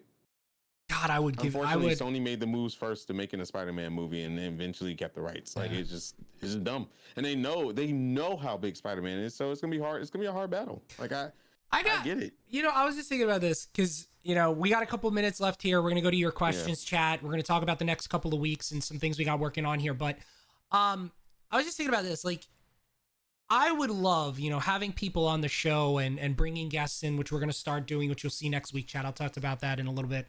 I would love, I think the two top right now for me to have on the show and chat would probably be Tom Holland and Dwayne "The Rock" Johnson, partly because of who they're going to be playing and who they are playing in film, but also just to have a conversation with them. Like, there's keeping in the world of comic books and movies and TVs, like actor wise, we'll go with, right? It's hard for me to think of anyone else right now outside of those two. Honestly, they're on the top of my list. If we were lucky enough to do that, I would not even. The questions I'd ask would be so off from their regular, everyday, boring ass interview. I'd literally say, "Yo, Tom, how the hell does it feel to live in your dreams and consistently show admiration to your fans, and while being as humble as you are?" Like, I want to hear how it is to go from a young guy of theater, doing very well in theater, to a mega global superstar, growing up in the business. Like, he's young, I mean, being 24 and experiencing all he has experienced. There's a lot of questions to be had. There's a lot of advice that you want to ask people, but everyone has different things, and he just lucked out and has Zendaya there, who's only a year older than him, that has experienced that more than he has, and who's there that obviously that loves him, who could give him straight up really solid advice without having conditional boundaries on there. And I think that's just so cool, man. I would love to have Robert Downey Jr. on the show and really dig into, like, man, talk about a comeback. Like, Robert Downey Jr.'s comeback was wild. This man went from, like, he probably would never want to talk about that, but he went from, like, rock bottom to sky high. Yeah. You know what? If you ever have a chance, check out if you ever watched it or know of him, Joe Rogan's interview with him. Like, he goes into essentially blackface with when he played in Tropic Thunder and how, like, that probably couldn't happen today, but, like, that whole conversation with Robert Downey Jr. You think of what you may of Joe Rogan. I get it. But, like, the interview he has with him specifically is making. And actually, one of my favorite films, I don't know if you saw it, was with Robert Downey Jr. Robert Downey Jr. and Val Kilmer. Kiss Kiss Bang Bang. If you haven't seen that movie, check it out. It is a fun ride of a movie. It's well written. Robert Downey Jr. is fantastic in it. Val Kilmer is fantastic in it. Before everything that's going on with him, man, it's a really, really fun movie. I mean, I was sad that freaking Sherlock Holmes. Yeah, that was a fun movie too. Yeah, I loved Robert Downey Jr. as Sherlock Holmes, man. Yes. What a great twist to that. Yep. I liked him over Cumberbatch. It's a lot. Yeah, it's too different, but I got you on that one. Yeah, but I see. It's funny because I feel like Robert Downey Jr. is now has played Tony Stark so long he doesn't know reality. It's like he doesn't know how to separate himself from Tony Stark. I just feel like Tony every Stark. He's gonna play now is Tony Stark. Like, literally, even if it's a completely different role, you can see it. Robert Downey Jr. finally cleaned himself up because he was kind of bumming it for a long time during the pandemic, and he looks just like Tony Stark. His facial hair is exactly the same. Or maybe he's filming. I don't know, because I saw him recently on his Instagram and I was like, this Joker looks just like Tony Stark again. His hair, everything is 100% matching what he had in. And then I was like, what if he's filming?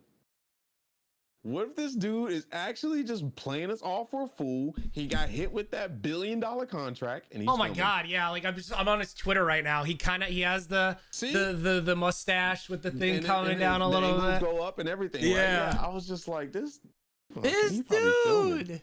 Yeah, he looks great now. Oh no, he And looks he's great. back in training. He's back training in martial arts again, and like so maybe he's getting ready to film something. I don't know. I don't want to get my hopes up, but yeah, he does look really good. Man. He does look Looking really good for a 60-year-old man, or however old he is. I think he's close to 60 now. Well, actually, it says that pre-production is going on with Sherlock Holmes 3. If that's the case, that's good. Like I said, I like that movie. Yeah, it says it's IMDb, but his IMDb says he's in pre-production for Sherlock Holmes 3. They literally said that would never happen again. Yeah, he's 56. So yeah, he's like I said, he's that's dope. Oh yeah, Sherlock Holmes 3, 2021. No way. That thing's coming out. Like, yeah, there's no shot. Yeah, that's definitely 2023, 2024, most likely at this point. Probably like pre-pandemic announced or something. Yeah. So, because we're at that time now, chat. So if you got any questions, put it in there now. Smile. As far as the next couple of weeks goes, specifically next week, the 20. Let's not go to that one because I don't want my location up. The 25th, chat. We will be starting here on time at 12 p.m. Eastern Standard Time. However, it is going to be a little bit different of an episode. We have a very special guest. Why did my camera just flicker? We have a very, very special guest coming on in. His name is Jason Bischoff. He is a uber nerd like both of us. He is the current global licensing director for Funko. Prior to that, he worked at Hasbro. Prior to that, he worked at Saban. Prior to that, he worked at Blizzard. You talk about Ghostbusters. You talk about Teenage Mutant Ninja Turtles. You talk about Batman. He's a big Batman fan, a big DC fan, as well as Marvel. He has a great presence also on Twitter. If you want to go check him out and see what he's all about. Prior to the show, it's at Shadow Piper. I'll put it in chat if you want to go check him out. Jason Bischoff. Excuse me. Fantastic individual. We're going to be having him on the show next week as a interview. So be on the lookout for that at 12 p.m. Then after that, we're going to be on a little bit of a streak again, and we already have some other special guests as well that we're going to have either live or pre-recorded from comic books, from movie and TV. I know there's a couple of things working on that we just got news of today that I don't think we're going to leak just yet. I don't know, but we got a lot of cool things. But next week, definitely. Did we get confirmation on stuff? Because yeah, take a look at the RD Discord, the one where it says two things. I don't know if that's going to be a pre or a live for that first note. But yeah. Did I miss the Hawkeye trailer discussion? Oh yeah. That happened so early in the week. I completely forgot about that. The Hawkeye trailer. Yeah. We'll break it down. We'll break it down next show. Make sure, or I won't be here next Saturday, but we'll break it down the show after next Saturday. Just go ahead and watch it. We can. How much time we got? Oh, we got about 15 minutes. We can break this shit down now. Man, I loved it. Awesome, dude. Yippee ki-yay, motherfucker. Oh, here, that's what I'm looking at. You know, yippee ki-yay, motherfucker.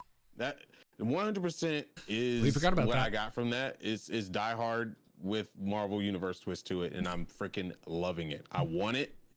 Die Hard, Home Alone meets Marvel. Like the dance LARPing scene. What's going on? It's definitely got that Die Hard feel where he's John McClane, right? Dude. I love it, man.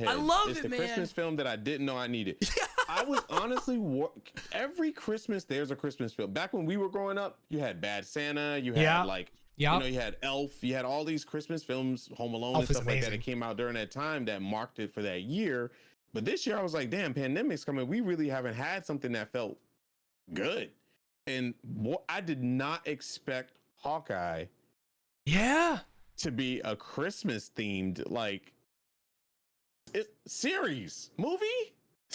Yeah, it feels like a movie. The trailer felt like movie. So movie. Dude, the poster for it is so is so Christmas movie coming down. You see them kind of like holding hand, walking hand like a buddy. Yeah. Like it's so they hit the nail on the head. Fun. Yep. It's literally Marvel having fun. And oh my God, dude. All of our questions were answered by his daughter versus Kate Bishop, and all that stuff was answered in that. So if you guys want to go watch that, we don't have it live right now. We'll probably show it again. I can actually get it up. But we know that his daughter now, his wife is not there.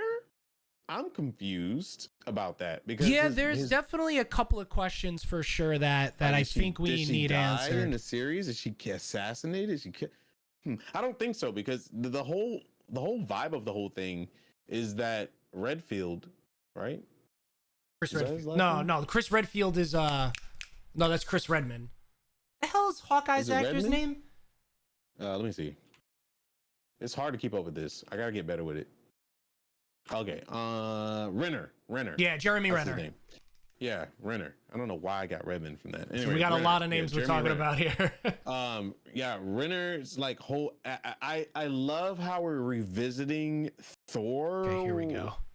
One of the Thor films version of Renner, where he was more quirky.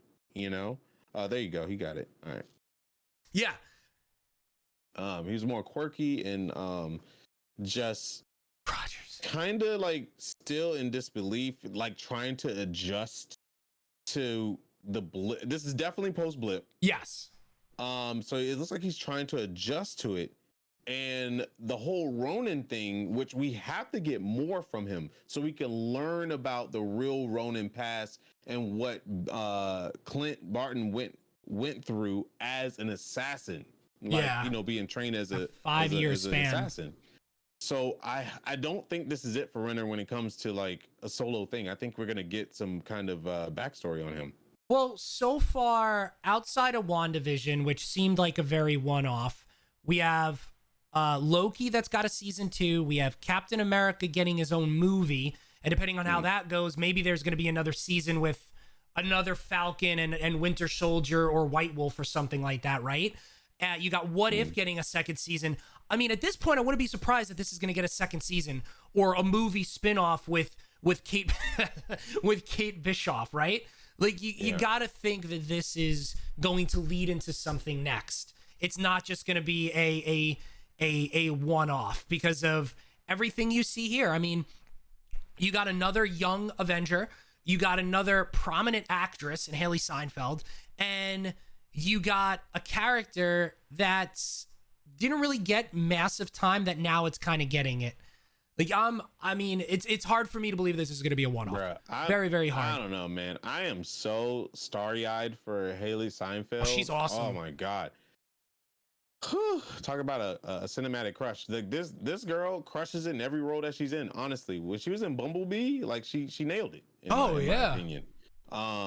You know, she made that. And I just think that these two together are going to do so well because they're both very kind of like, you want to take them serious, but they have such a weird quirkiness to them that it just ends up being something hilarious.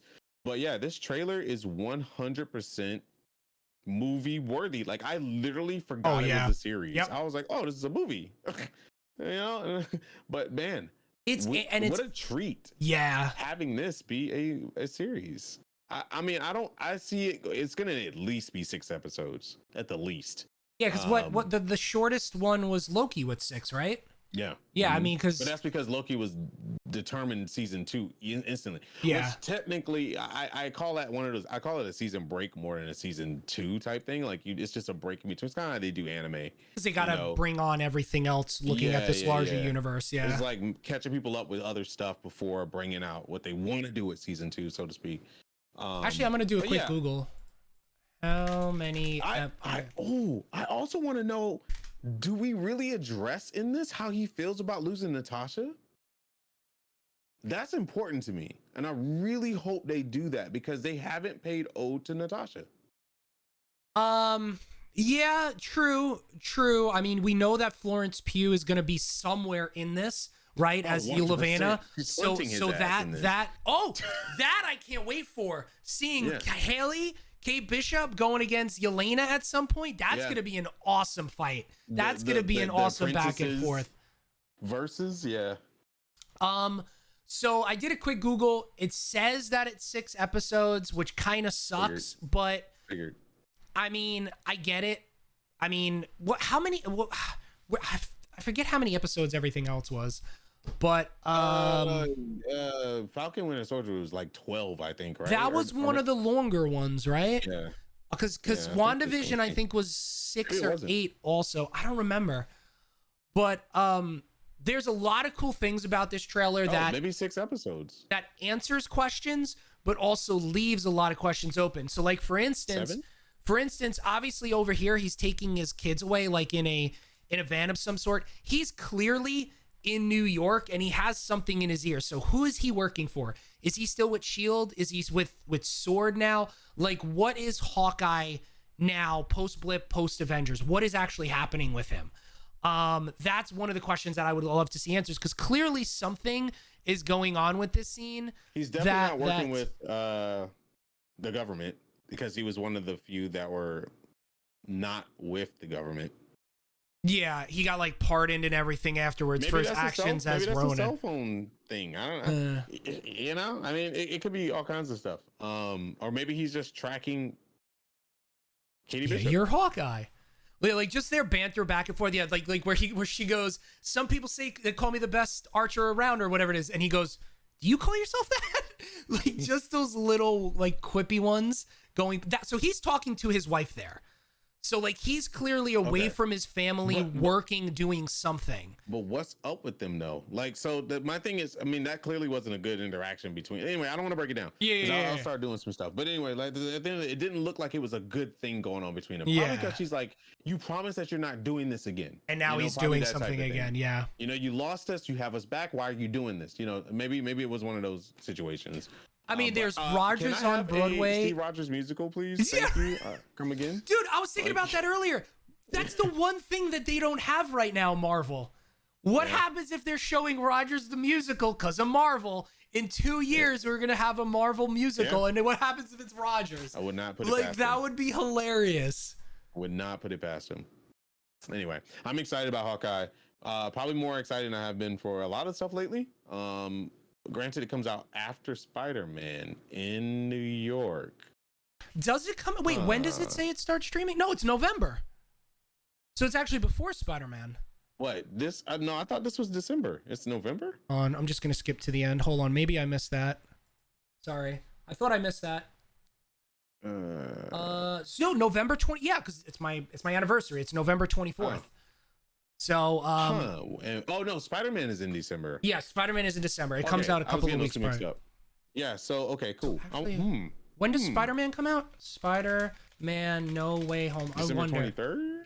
So Spider-Man December 17th. So 17th, if that comes out on the 24th, which is a Wednesday, so it's 1, 2, 3, 8, 4 episodes in. So when Spider-Man comes out on the 17th, this will be 4 episodes in there. So there's still 2 more episodes to come after it if it's 6 episodes long. So there could be some cross-lapping at some point with this. Maybe. I don't know. I don't know. Yeah, it was all 6 episodes, honestly. Yep, 6 episodes of each cinematic or each Marvel thing was 6 episodes. WandaVision, this, Captain America, Winter Soldier, Falcon and Winter Soldier, excuse me, and Loki were all 6 episodes. Well, actually, no. So WandaVision, I believe, was a lot longer. Yeah, it was like 10 or 11. Here, how many? I believe. Let's see. How many episodes is WandaVision? 9 episodes. Okay, so you got 9. Captain America Winter Soldier was 6. 6. Yeah. Loki was 6. And this is 6. This is 6. So no live action has hit double digits yet, but the most has been WandaVision. Did have shorter episodes. Very sometimes. Short. Yep. They had like 40 minutes and some was an hour. So it was back and forth. And I believe Captain Falcon Winter Soldier was like all hour, right? Yeah, I remember reading that. even though it was 9 episodes, it barely broke 6 hours. WandaVision, where Captain America and Winter Soldier was more than 6 hours. Yeah. So like, even though you got 6 episodes, you got more watch time with it. So that could have been done to filming in pandemic. Yeah, a bunch of different things, right? Yeah, could have been a lot of stuff. All right, cool. Well, guys, that ends it for us today. I hope you guys enjoyed the kind of couch session version of comics. Like I said, there wasn't too much news, but we already get a lot of good conversations out and stuff like that. If you guys want more, make sure you hit that follow button down below. If you're watching from our outside website, it's on twitch.tv/raredrop. Come by the channel, hit the follow button. That way you can see updates on what we're doing and when we're doing it. We're always going to be on Saturdays unless, we have a special event of some sort, and typically Saturdays at 12 p.m. Eastern. Yep. We kind of calm down on the spoilers a good bit to like let you guys, get your feet wet with stuff, but stuff is going to be start coming out more and more, especially with movies. We typically will probably give you about a 2-week window to watch the movie before we go into depth breakdowns of it. So make sure you do that. We're going to have some guests come on board. Emails are going out, introductions are being had. So a lot of things are happening. So be ready for that. I will not be here next Saturday due to some obligations. Cool stuff. But Matt will be interviewing, like he said, his guest, and that will be pre-recorded and still here on Saturday. So you can still watch it, the pre-recorded video. Yep, I will. I'll be here. So if you guys have any questions, we can also further it up with him. I think one of the cool things that we're trying to do here with our guests, not only now but in the future, is not just be one shots, as best as we can, right? So if you have any further questions when they're live, when we do pre-recorded stuff, please let us know. I put them again in chat, so if you want to go check them out, and if you have any questions you want me to ask him during the week, please let me know, so when we record it, we can get it out there for you on Saturday. And I'll be in chat on Saturday too, once it's live, so we can chat while it's going, which will go live at 12 p.m. Eastern Standard Time. But oh wow, Xana, that's interesting. Imagine getting hurt on Broadway. Wait, what happened? She was saying we had a Spider-Man musical for a while, but it got canceled because actors stunt. Oh yeah, I remember. You're right. I do remember that. It was this whole big thing because of Wireworks, theatrical stuff, and the actors kept on getting hurt because it was just insane. Yes, good point. I forgot about that. Interesting. Well, guys, we'll see you next time on The Mix, and have a good day, and wear your mask out there and be safe. All right? Take it easy. That's the end of episode 18. Wow, 2 more episodes than 20. Bye. Bye, everybody.